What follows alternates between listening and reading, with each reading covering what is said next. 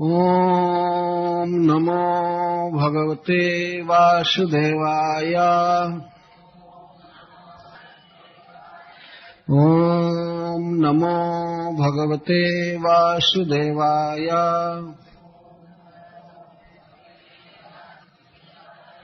ॐ नमो भगवते वासुदेवाय। श्रीशुक उवाच एवमभ्यर्थितो विष्णुः भगवान् शूलपाणिना प्रहस्य भावगम्भीराम् गिरिशं प्रत्यभासत। श्रीभगवानुवाच कौतूहलाय दैत्यानाम् योषिद्वेषो मया कृतः पश्यतासुरकार्याणि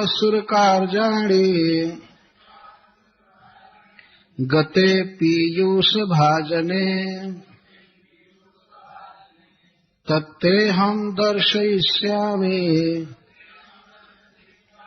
दिदृक्षः सुरसत्तमा। कामिनां बहुमन्तव्यम् संकल्प प्रभवोदयम्। श्रीशुक उवाच श्रील सुखदेव गोस्वामी ने कहा एवं इस प्रकार अभ्यर्थितः प्रार्थित विष्णु विष्णु भगवान सर्वज्ञ शूलपाणिना शूलपाणी शिव जी के द्वारा प्रहस्य हंसकर भाव गंभीरा बहुत गंभीर भाव को व्यक्त कर रहे थे। गिरिशाम शिव जी के प्रति प्रत्यभासत बोले। तो भगवान शिव देखने की अभिलाषा से मोहिनी रूप को देखने की अभिलाषा से अपने समस्त परिकरों के साथ वैकुंठ गए हैं और भगवान से उन्होंने प्रार्थना किया कि जत्ते जोषित वपुर धृतम तत् द्रष्टुम इच्छामि। आपने जो स्त्री रूप प्रकट किया था उसे मैं देखना चाहता हूं। जिस स्त्री रूप से अपने दैत्यों को मोहित किया और देवताओं को अमृत पिलाया उस रूप को देखने की लालसा से हम सब आए हैं। हमें बड़ा कौतूहल हो रहा है, अतः कृपा करके आप हमें दिखाइए। तो ये सुनकर भगवान कुछ हंसने लगे। क्यों हंसने लगे इस पर श्रील सुखदेव गोस्वामी कहते हैं भाव गंभीरम। भगवान का भाव बहुत गंभीर था, उसे समझ पाना दुःशक्य था। तथापि आचार्यों ने इसका अर्थ निकाला कि भगवान हंसे क्यों। तो हंसने लगे इस पर कि हे कामारी, हे कामदेव के शत्रु शिव जी, मैं आपको वो रूप दिखाऊंगा लेकिन आप अपने को संभाल कर रखिएगा। भगवान मन में ये सोच रहे हैं। आप सोच रहे होंगे कि हम कामारी हैं, काम के शत्रु हैं, लेकिन काम रूपी समुद्र के तरंगों में आप इतना बह जाएंगे कि फिर पता नहीं लगेगा आप कहाँ चले गए। और आप पर कामदेव आज हंसेगा। मर गया है लेकिन फिर भी वो व्यापता है सबके शरीर में, वो हंसेगा। आपकी दुर्दशा हो जाएगी। अब आप हमारे प्रिय अतिथि हैं, आए हैं, तो अब तो दिखाना ही पड़ेगा, लेकिन दिखाने के बाद जो आपकी दशा होगी उसमें उसका दोषारोपण आप हम पर मत कीजिएगा। भगवान के हृदय का भाव याद, उसमें भाव गंभीर। और भगवान कहते हैं, हाँ कौतूहलाय दैत्यान, मैं दैत्यों के कौतूहल के लिए कि वे हमारे सौंदर्य के चक्कर में पड़कर और हमें ही सब कुछ मान ले और अमृत कलश दे दे, इसके लिए मैंने वो रूप धारण किया था। कौतूहलाय दैत्यानम जोशी द्वेषो मया कृतः। भगवान एक प्रकार से सावधान कर रहे हैं, मैं तो दैत्यों को मोहित करने के लिए वो रूप धारण किया था। भगवान यह नहीं कह रहे हैं कि अपने भक्तों के लिए धारण किया था। अपने भक्तों के लिए तो भगवान के चतुर्भुज रूप है ही, भक्तों को क्या स्त्री रूप की जरूरत है। भगवान से कभी नहीं कहते हैं कि आप स्त्री रूप धारण कीजिए, लेकिन पहला भक्त कह रहा है कि आप बन जाइए स्त्री, हम देखना चाहते हैं। तो भगवान एक प्रकार से मना कर रहे हैं। वो तो मैं दैत्यों को मोहित करने के लिए स्त्री वेश धारण किया था, और परिस्थिति बड़ी गंभीर थी, इसलिए पश्यता सुर कार्याणी, देवताओं के कार्य को साधने के लिए मैं स्त्री रूप धारण किया था। गते पीयूष भाजने, जब अमृत भाजन अमृत कलश चला गया था दैत्यों के हाथ में, उस समय मैंने देखा अब कोई दूसरा उपाय नहीं है, मुझे स्त्री रूप धारण करना पड़ा। इस पर श्रील श्रीधर स्वामी जी कहते हैं, नच्चई, भगवान ने सोचा कि दैत्यों से अमृत लेकर और देवताओं को पिलाना है, दैत्यों को नहीं देना है। और नच एवं वैषम्यम रूपांतरेण कर्तुम उचितम, लेकिन इस प्रकार की विषमता अपने चतुर्भुज रूप से, अपने सुंदर रूप से करना उचित नहीं। मैं ऐसी कभी विषमता नहीं किया, ऐसा कपट कभी नहीं किया हूं, और एक कपट करना होगा, दैत्यों को मोहित करके बस में करके और देवों को अमृत पिलाना, तो यह अनुचित कार्य मैं अपने रूप से नहीं करूंगा। जिस रूप से यह कार्य शोभा देता है उसी रूप से करूंगा। तो किसी को मोह में डाल लेना, वंचित कर लेना, धोखा देना, ये स्त्रियों का काम है, इसीलिए स्त्री बन करके ही करूंगा। भगवान ने ये सोचा। अतः वंचन मोहनादिसारम कामिनी रूपम मया धृतमिति भाव। मोहन वंचनादिसारम, इस संसार में पुरुषों का मन स्त्रियों के द्वारा ही वश में किया जाता है। ऐसा लिखा गया है 6ठे स्कंध में कि ब्रह्मा जी ने सबसे पहले पुरुषों को उत्पन्न किया। पुरुषों को उत्पन्न किया तो ब्रह्मा जी चाहते थे कि ये लोग सृष्टि करें, सब परिवार संभालें, समाज को ठीक से रखें, लेकिन सब स्वतंत्र घूम रहे थे, कोई जिम्मेवारी नहीं ले रहा था, स्वतंत्र था। तब ब्रह्मा जी ने अपने देह के आधे भाग से स्त्रियों की सृष्टि किया, और जब स्त्री की सृष्टि किया तो स्त्री ने सभी पुरुषों के मति को हर लिया, और वो लोग घर बनाए, परिवार बनाए, और भार ढोने लगे और चलने लगी गृहस्थी। ब्रह्मा जी निश्चिंत हो गए, सोचेगा अब अपने आप लोग करेंगे। ये तो पहले सब ब्रह्मा जी को करना पड़ता था। स्त्रियों को ऐसा भगवान ने आकर्षक बनाया कि उनके चक्कर में पड़ करके अब चलाना ही है गृहस्थी, कहाँ जाएंगे जी, बहुत भारी बंधन लग जाता है। क्या मजाल है कि कोई इस बंधन को तोड़ करके भाग जाए। ये ब्रह्मा जी की चतुराई थी। तो भगवान ने सोचा कि इस प्रकार का अनुचित कार्य, ठगने का, धोखा देने का काम अपने रूप से नहीं करूंगा। वो स्त्री रूप से ही करना उचित था, इसलिए मैंने वह स्त्री रूप धारण किया।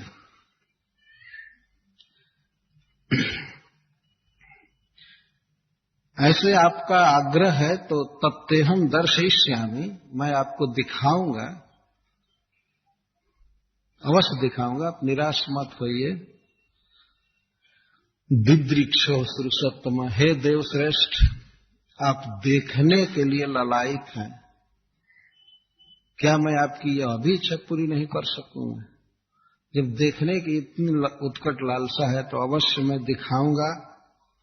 लेकिन आपसे एक बात कह देता हूं कि वह रूप कामिनाम बहुमंतव्य, वह रूप कामियों को प्रिय लगता है, आप जैसे भक्त को नहीं देखना चाहिए। कहने का आशय ये था, कामिनाम बहुमंतव्य, उस स्त्री रूप की विशेषता भगवान दे रहे हैं। कामियों को स्त्री का रूप बहुत अच्छा लगता है, आप जैसे योगी के लिए उसको देखना ठीक नहीं।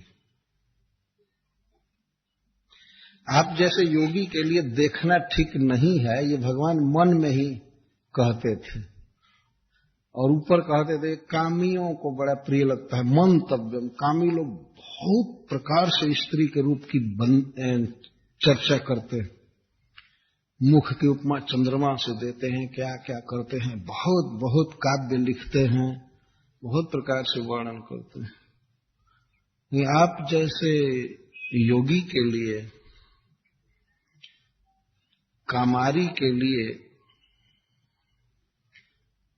ठीक नहीं। अथवा भगवान का ये भाव है कि कामियों को अच्छा लगता है, आप तो उसके चक्कर में पड़ेंगे ही नहीं, आप तो काम को जीत लिए हैं, आप तो महान है, इसलिए मैं दिखाऊंगा, कोई खतरा नहीं है आपके लिए। भगवान मानो इस तरह से कह रहे हैं। संकल्प प्रभवोदयम, संकल्प से काम का उदय होता है, और वह काम स्त्री का दर्शन करने से उदित हो जाता है, काम का उदय हो जाता है स्त्री का रूप देखने से। इसलिए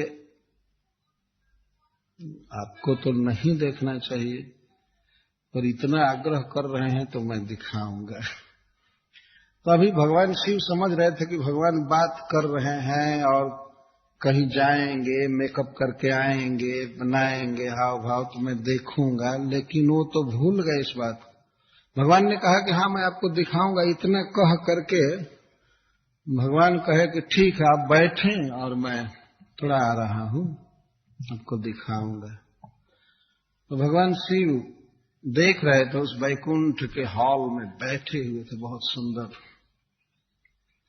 और बाहर एकाएक उन्होंने देखा कि बहुत सुंदर गार्डन है, बगीचा है, जिसमें नए नए वृक्ष हैं और वृक्षों में नए नए पत्ते, पुष्प, भंवरे गुंजार कर रहे हैं, हवा बहुत सुंदर बह रही है। वो देखने लगे बगीचे की शोभा। भगवान शिव यह भूल गए कि अब मोहिनी का दर्शन चालू हो गया। वो समझ रहे थे कि यह वैकुंठ की कोई छटा है, वैकुंठ की कोई शोभा है, बड़े आकर्षित होकर के देखने लगे। ततो ददर्शोपवने वरस्त्रियं विचित्र पुष्पारुण पल्लवद्रुमे विक्रीडतिम कंदुकलीलया लसदुकूल पर्यस्त नितंब मेखलां। ददर्श, उन्होंने देखा, क्या देखा? कंदुक लीलया विक्रीडतिम वरस्त्रियम, एक श्रेष्ठ स्त्री, परम सुंदरी, कंदुक क्रीड़या, कंदुक लेकर, हस्त कंदुक, अपने हाथों से कंदुक को, गेंद को उछालती हुई, पकड़ती हुई, इधर उधर जाती हुई खेल रही थी। अपने आनंद में वो खेल रही थी। कहाँ खेल रही थी? विचित्र पुष्पारुण पल्लव द्रुमे उपवने, एक ऐसे उपवन में जिसमें विचित्र पुष्प और लाल लाल पत्ते खिले हुए थे वृक्षों में, ऐसे वृक्षों से सुशोभित था वह बाग, वाटिका सुशोभित। उस बगीचे में वह स्त्री अपने आनंद में विभोर होकर के खेल रही थी। लसद्दुकूल पर्यस्त नितंब मेखला, उसके साड़ी की बहुत शोभा थी, बहुत सुंदर साड़ी पहनी थी और उसके नितंब पर मेखला थी, सोने का बेल्ट था। भगवान शिव जैसे जैसे देखते जाते हैं सुखदेव गोस्वामी वैसे वैसे वर्णन करते जाते हैं। तो भगवान शिव ने देखा कि आवर्तन उद्वर्तन कंपितन प्रकृष्ट भारोर भरहि पदे पदे प्रभज्यमाना मिव मध्यतश्चलत पद प्रबालम नयतिम ततस्थित। आवर्तन और उद्वर्तन, आवर्तन का अर्थ है कि जब कंदुक हस्त के वेग से कहीं दूर चलता था तो दौड़ती थी गेंद को पकड़ने के लिए, कंदुक को पकड़ने के लिए, इसको आवर्तन कहते हैं। कभी दाएं कभी बाएं, कभी आगे कभी पीछे की तरफ, और कभी उद्वर्तन, कभी गेंद को ऊपर उछालती थी। तो आवर्तन और उद्वर्तन करती थी। इस कारण से इसके स्तन हिल रहे थे और बहुत प्रकृष्ट हार लगाई थी, अलंकार, स्वर्ण हार। पद पद में ऐसे चलती थी, लगता था कि उसका मध्य भाग टूट जाएगा। भगवान शिव को ऐसा महसूस हो रहा था। इसका मतलब मध्य भाग बहुत क्षीण था। तो अपने सुंदर चरण से इधर उधर अपने शरीर को ले चल रही थी। तो भगवान शिव पहले तो चरण देखने लगे और चरण देख करके कहते हैं, अरे ये तो कोमल पत्ता के समान है, कमल के कर्णिका के समान कोमल पत्ता के समान चरण है, और ऐसे चरण से वो गेंद खेल रही थी। दिक्षु भ्रमत कंदुक चापलैर्भृशम प्रोद्विग्न तारायत लोललोचना। और भगवान शिव अब उसकी आंख पर देखने लगे तो उसकी आंखें उद्विग्न थी। क्या उद्विग्न? जिधर जिधर गेंद जा रहा था उधर देखती थी, इधर करती थी, ऐसे मारती थी, इधर दौड़ती थी। भगवान शिव उसकी आंखों पर देख रहे थे, हाथ पर देख रहे, और उसके कानों में खूब सुंदर कुंडल जगमगा रहे थे, और सुंदर कपोलों पर सुंदर सुंदर केश लटके हुए थे। श्लथद्दुकूलम कबरीम च विच्युताम सन्नह्यतिम वाम करेण बलगुना। तो एक ही हाथ से वो गेंद को पड़का रही थी, कंदुक एक हाथ से खेले थे। क्यों? क्योंकि एक हाथ से अपने केशों को संभाल रही थी, कभी कभी अपने आंचल को, साड़ी को संभाल रही थी, श्लथद्दुकूलम, और कभी कभी अपने नीचे के वस्त्र को भी संभालती थी एक हाथ से, और एक हाथ से गेंद खेल रही थी। वाम करेण बलगुना। भगवान शिव ने देखा कि हाथ कितना सुंदर है इसका, बलगु हाथ, बलगु कर, मनोहर हाथ, और इस तरह से विनिघ्नतिम अन्य करेण कंदुकम, अन्य हाथ से गेंद को मार रही थी, खेल रहे थे। विमोहयंतिम जगदात्मलीलया। भगवान शिव को ऐसा लगा कि इस किशोरी को, इस स्त्री को यदि कोई देख ले तो विश्व में कोई ऐसा नहीं है जो इसके तरफ आकर्षित न हो जाए। वो देखने लगे, और अब उनको यह भी स्मरण नहीं रहा कि भगवान का मैं मोहिनी रूप देखने आया हूं, वो गए हैं मेकअप करने के लिए, आएंगे, वे सब भूल गए।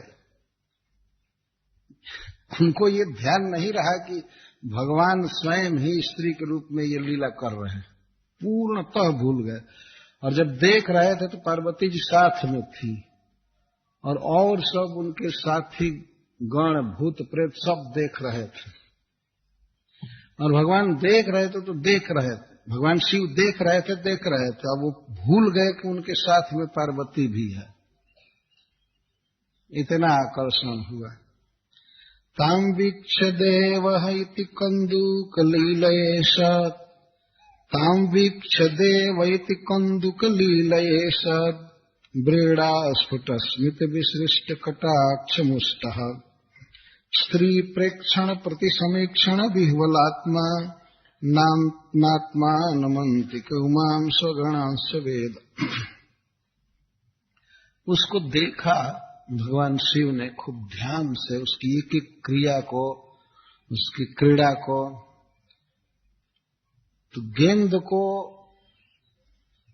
मारते मारते और एक हाथ से वस्त्र को, चोटी को संभाल रहे थे, तब तक उसने तिरछी चितवन से भगवान शिव की ओर देखा तो भगवान शिव ये समझे कि ये अपने मनोभाव को व्यक्त कर रही है, और वैसे देख रही थी जैसे उसका मनोभाव ये था कि हमको बहुत सुंदर पुरुष देख रहा है। भगवान शिव परम सुंदर व्यक्ति, वेशभूषा केवल अटपटांग रखते हैं, बाकी वो बहुत सुंदर। तो स्त्री अब इनको मोह में डालना चाहती थी, तो इस तरह से देखी कि जैसे मुझको अब तक इतना सुंदर पुरुष नहीं मिला था और हमारी तरफ देख रहा है। तो वह भी एक बार देखी तब तो अब शिव जी का रहा सहा विवेक समाप्त। अब तो बिल्कुल भूल गए कि उनके पास पार्वती है, उमा है, और स्वगणांश अपने गणों को भी भूल गए। तो देखने लगा, और वो बीच बीच में गेंद पड़काने के बहाने, गेंद दूर गया तो कंदू को पकड़ने गई, तब तक एक हल्का हवा का झोंका आया, नहीं कड़ा झोंका आया। झोंका आते ही उस हवा के, वायु के वेग ने उसके वस्त्र को उड़ा दिया।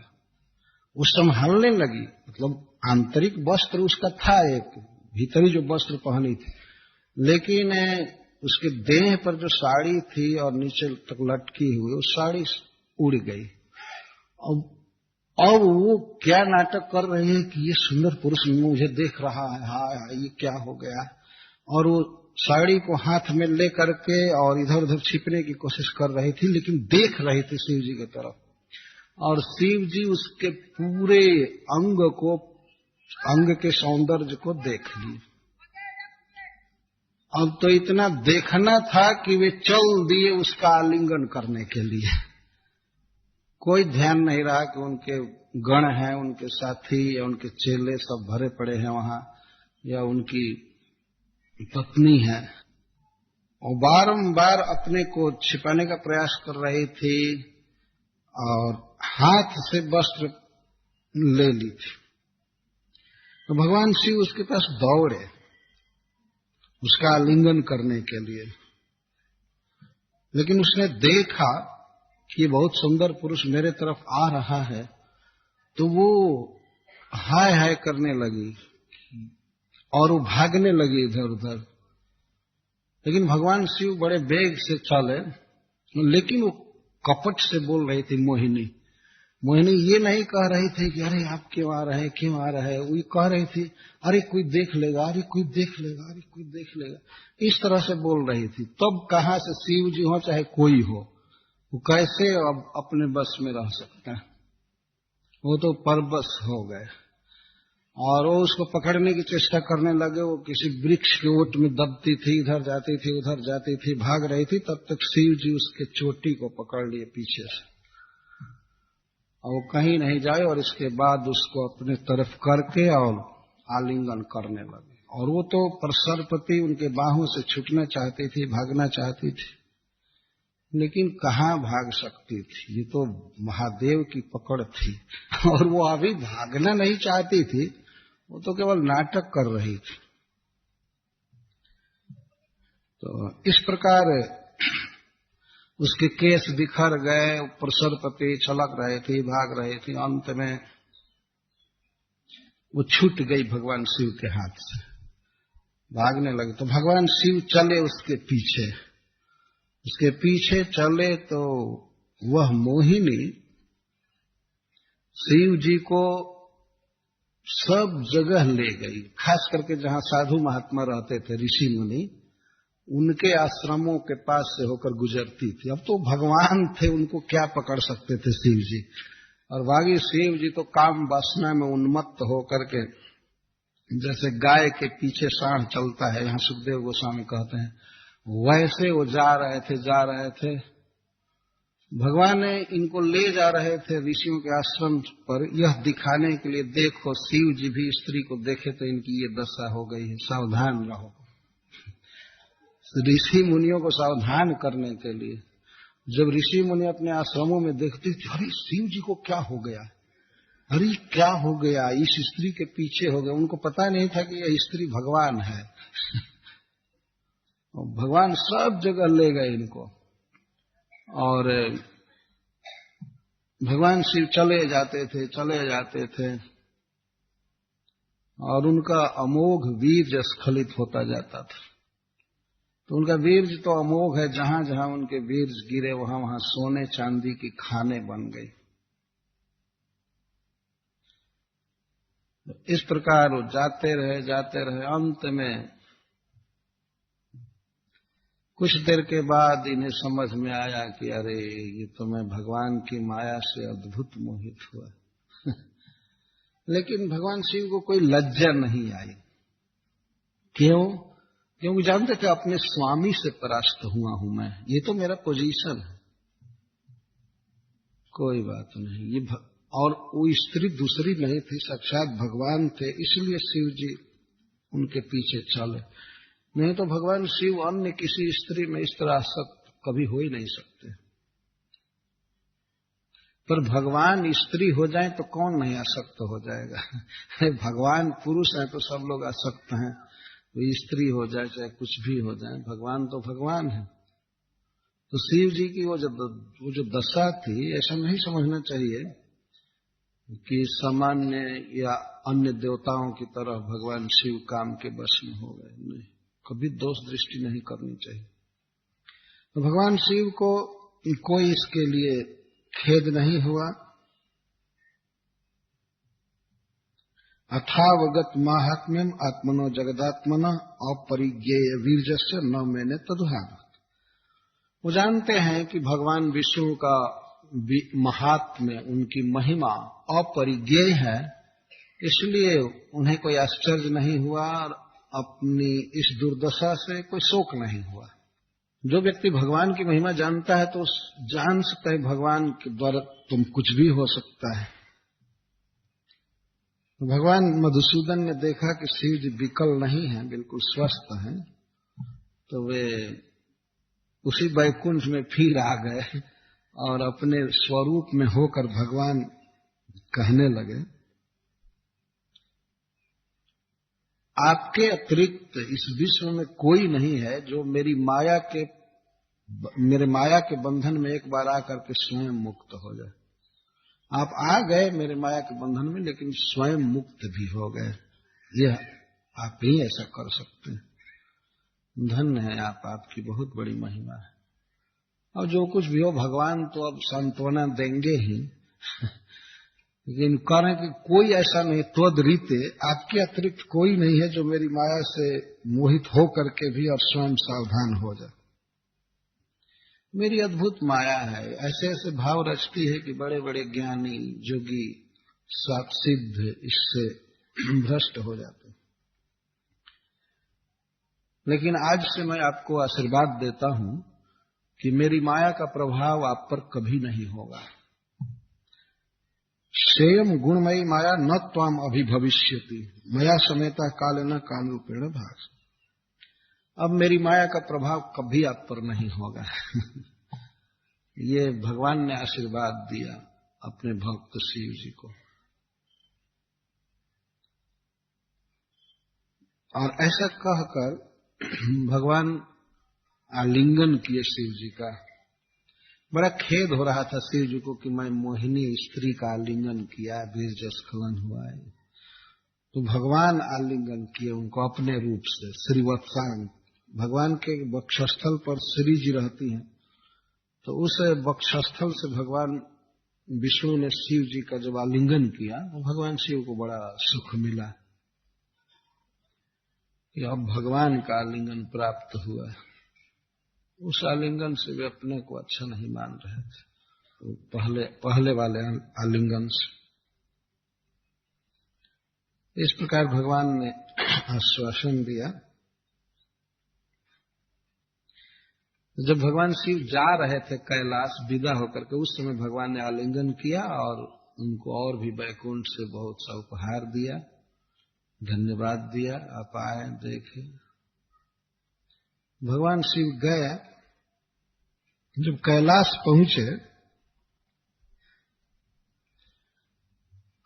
तो वहां पर एक दिन कुछ ऋषि मुनि भगवान शिव की खूब प्रशंसा कर रहे थे, आप ऐसे हैं वैसे हैं वैसे हैं।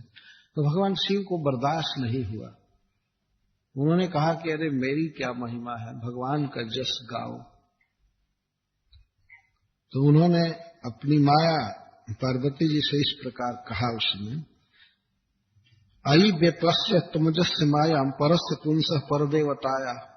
ऋषियों के सामने भगवान शिव कह रहे हैं पार्वती जी से, ये लोग तो नहीं देख पाए, लेकिन पार्वती तुमने देखा ना भगवान की महिमा उस दिन, देखा कि मैं किस प्रकार भगवान के माया के फंदे में पड़ चुका था।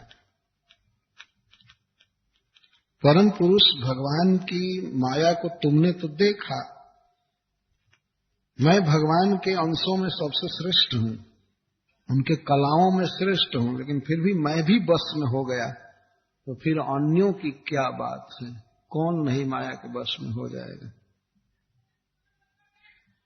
पार्वती, एक बार मैं समाधि में बैठा था बहुत काल तक, और समाधि से जब मैं उठा तो तुमने पूछा था कि आप किसका ध्यान करते हैं। उस दिन मैं नहीं बताया तुमको, क्योंकि मेरा मन भगवान के रूप लीला आदि में विभोर था।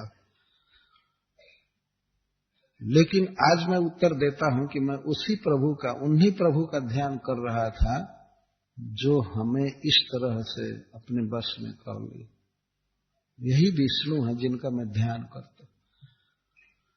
यम माम अपृच्छस्तौपे तेजोगा समा सहस्रांत उपारतम वै स्वयं साक्षात पुरुषः पुराणो न जत्र कालो विशते न वेद। वेद भी जिनका पार नहीं पाते हैं, काल की जहां पहुंच नहीं है, वे साक्षात परम पुरुष भगवान विष्णु हमारे उपास्य हैं, आराध्य हैं, उन्हीं का मैं ध्यान करता था। तुम सदा पूछा करते थे किसका ध्यान करते हैं, किसका ध्यान करते हैं, मैं इन्हीं पुरुष का ध्यान कर रहा था। तो सभा के बीच अपनी पत्नी से इस सत्य को बेसंकोच कहना, यह शिव जी की महानता है। शिव जी कभी नहीं कहते हैं कि मैं भगवान हूं, वे हम सर्वदा यही कहते हैं कि मैं भगवान का दास हूं, अंश हूं, उनकी आज्ञा से प्रलय करता हूं।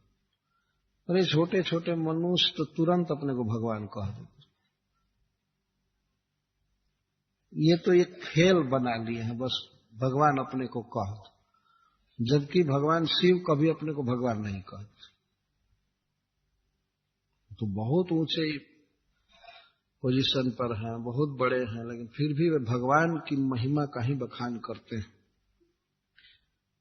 कैलाश में ऋषियों के सभा में अपने गणों के बीच में अपनी पत्नी से इस प्रकार का कहना, क्या भगवान शिव की ये हीनता हो गई? नहीं, इससे उनका उत्कर्ष होता है। भगवान की महिमा को सभा में कह रहे। अब श्रील सुखदेव गोस्वामी इस समुद्र मंथन लीला का उपसंहार करते हुए कहते हैं, श्री शुक उवाच इति ते भीतस्तात विक्रमः सार्ंग धन्वनः सिंधोर्निर्मथने जेन धृतः पृष्ठे महाचलः। हे तात, हे हमारे प्रिय परीक्षित, मैंने सारंग धनुषधारी भगवान श्री कृष्ण के, विष्णु के विक्रम का वर्णन किया और कच्छपावतार की याद कर रहे हैं कि सिंधु निर्मथन ने, समुद्र मंथन में जिन्होंने अपनी पीठ से, अपने पीठ पर महापर्वत को धारण किया था, तो समुद्र मंथन की लीला शेष करते हुए श्रील सुखदेव गोस्वामी भगवान कच्छप की याद कर रहे हैं, जिनके पीठ पर मंदराचल घूम रहा था। भगवान की बहुत सी झांकियां हैं, बहुत सी लीलाएं हैं, भक्तों के मन में वो घुमा करती, और कहते हैं कि इस कथानक को, इस प्रसंग को जो कोई व्यक्ति पढ़ता है, सुनता है, उसका कोई भी पुरुषार्थ व्यर्थ नहीं जा सकता है, पूरा हो करके ही रहेगा।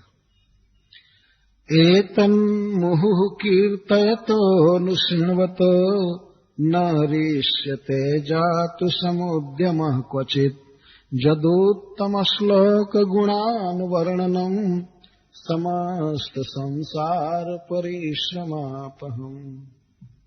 जो व्यक्ति इस समुद्र मंथन की लीला को बारंबार कहता है और सुनता है, उसका चालू किया हुआ कोई बड़ा काम पूरा हो करके ही रहेगा। समुद्यमः न ऋष्यति, कभी क्षीण नहीं हो सकता, वो सफल हो करके ही रहेगा। जिस प्रकार देवता अंततः सफल होकर के रहे, विघ्न आए, बाधाएं आई, लेकिन भगवान की कृपा से सब पार हो गया। ये समुद्र मंथन कथा का महोत्सव है। इसको यहाँ के भक्तों ने अमृत महोत्सव नाम दिया है। मैं नाम नहीं दिया था इसका अमृत महोत्सव। हमारे पास वृंदावन में पंपलेट पहुंचा अमृत महोत्सव, तब मैंने कहा कि वो तब तो समुद्र मंथन की कथा कहनी पड़ेगी। तो मैं कहा ठीक, लेकिन वो अनंतपुरी जी कह रहे थे कि नहीं, जड भरत जी की कथा कहनी है, राजर्षि भरत की, उसके लिए अमृत महोत्सव लिखे। लेकिन मैंने कहा कि नहीं, वो अधिक वैराग्य की कथा हो जाएगी, इसलिए समुद्र मंथन चलने दीजिए। इन्होंने कहा कि ठीक। तो यह समुद्र मंथन की लीला यहां कही गई। वैसे तो यह अमृत महोत्सव इसलिए कहा गया है कि यह कथा ही अमृत है। वो जो अमृत बांटा गया क्षीर समुद्र के तट पर, तो अब उसकी तो कल्पना भर हम लोग करके रहेंगे, वो तो एक बूंद मिलने वाला नहीं है, न जरूरत।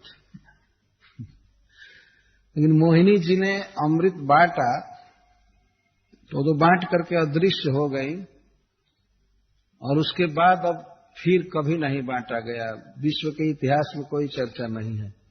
लेकिन वह अमृत वितरण की लीला और अमृत उत्पन्न करने की लीला उसी समय से गाई जा रही है, और उस कथा का गान ही अमृत है। श्रील सुखदेव गोस्वामी उस अमृत से अधिक महत्वपूर्ण अमृत बांटे हैं। अमृत उत्पन्न करने की कथा और बांटने की कथा जो है, वो कथा उस अमृत से बढ़कर है जो अमृत बांटा गया था। ये कथामृत, तव कथामृतम तप्त जीवनम, यह तप्त को जिलाता है, जीवन देता है। यह है अमृत, और कभी भी कोई भी बांट सकता है, कोई भी पी सकता है। कभी अकेले में भी पढ़ने लगे तो पिएगा, समाज में पिएगा। यही अक्षय पात्र है। ये जुग जुग तक यह अमृत बांटा जाएगा। अब सर्वशेष में कहते हैं कि उत्तम श्लोक गुणानुवर्णनम समस्त संसार परिश्रमा। भगवान श्री कृष्ण के गुणों का वर्णन सब प्रकार के संसार दुख से मुक्त कर देता है। हरे कृष्णा कृष्णा कृष्णा हरे हरे, हरे राम राम राम। जदुत्तम श्लोक गुणानुवर्णनम समस्त संसार परिश्रमापहम। जन्म मरण रोग बुढ़ापा भूख प्यास, इन सबको संसार कहते हैं। इसमें बहुत दुख है, जीवों को बहुत दुख है। लेकिन सारा दुख समाप्त हो जाता है यदि कोई भगवान का नाम जपता है और भगवान का गुण बोलता है या सुनता है, ये चिंतन करता है। श्रील सुखदेव गोस्वामी ने भगवान के गुणों को सजा करके श्रीमद् भागवत में दिया, और बारंबार यही कहा जाता है कि इसे सुनिए, इसे बोलिए, गाइए, स्मरण कीजिए। तो जो सुख देवताओं ने पाया भगवान के साथ में अमृत का मंथन करके, वही सुख हम लोग पा सकते हैं श्रीमद् भागवत पढ़ करके और सुन करके। समस्त संसार परिश्रमा को, यदि मनुष्य प्रसंग पढ़े सुने तो भले वो अपने घर में रहे या काम धंधा में रहे, लेकिन उसे कोई दुख नहीं हो सकता है, सब दुख से मुक्त हो जाएगा। कोई भी गुण, जदुत्तमश्लोक गुणानुवर्णन, भगवान की विशेषताओं का वर्णन अर्थात कीर्तन और श्रवण सब प्रकार के दुख से मुक्त कर देता है। और अंत में श्रील सुखदेव गोस्वामी मोहिनी के चरण कमल में प्रणाम करते हुए आख्यान समाप्त कर रहे हैं। भगवान के उस रूप को प्रणाम कर रहे हैं जिस रूप से भगवान अपने भक्तों को अमृत बांट रहे थे। असद विषयमंघ्रिम भावगम्यम प्रपन्नान अमृतमर वर्जान आशयत सिंधुमथ्यम कपट जुवति वेशो मोहयन यह सुरारी तमहमुपसृतानां कामपूरम नतोस्मि। जो सिंधु मध्यम समुद्र मंथन से उत्पन्न हुए अमृत को अपने भक्तों को पिलाए, देवताओं को पिलाए और असुरों को मोहित करके, ऐसे मोहिनी रूपधारी भगवान विष्णु को मैं प्रणाम कर रहा हूं। भगवान के चरण कमल कैसे हैं इसको बताते हैं। असद अविषयम, जो असत हैं, संसार में दूषित लोग हैं, भगवत भक्ति नहीं करते, उनको भगवान का चरण कमल नहीं मिलेगा। असत अविषयम, असताम अगोचरम इत्यर्थ। जो असत हैं उनके लिए अगोचर। असत किनको कहते हैं? असत का अर्थ है जो संसार के क्षणभंगुर भोगों में पड़े हुए हैं, भगवान का आदर जिनके जीवन में नहीं है, वे हैं असत। असत्य लोगों के लिए भगवान का दर्शन दुर्लभ। भाव गम्यम, भगवान प्राप्त होते हैं भाव से। भावेन गम्यम प्राप्तव्यम, भगवान मिलते हैं भाव से, प्रेम से। तो जिन लोगों के हृदय में कुछ भाव ही नहीं है वो क्या भगवान को पाएंगे? भाव गम्यम, प्रेम गम्यम।